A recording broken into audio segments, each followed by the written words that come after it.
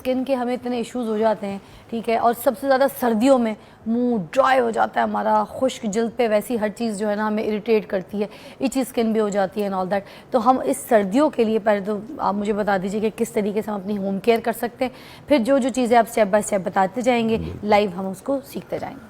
जी बिस्मिल्लाहिर्रहमानिर्रहीम। देखें, जैसे ही मौसम चेंज होता है तो हमारी स्किन को हाइड्रेशन की और मॉइस्चराइजिंग की बहुत अशद ज़रूरत होती है। ठीक है। तो हमें अपनी खुराक के अंदर भी वो चीज़ें खानी हैं जो खुश्की ज़ायल करें, तनाव बहाल करें, और अपनी स्किन के ऊपर भी ऐसी चीज़ें एज ए लोकल एप्लीकेशन लगानी है।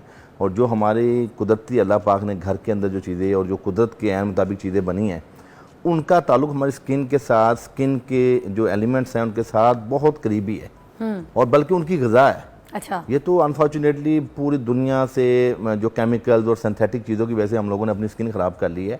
जो कुदरती देखें रंग का सांवला होना एक अलग चीज़ है, लेकिन स्किन का ग्लो होना और हेल्दी होना ये अलग मैटर है। वन टोन होना। हाँ, हमारे यहाँ लोग समझते हैं कि रंग गोरा होना ही सेहत की निशानी है, लेकिन नहीं।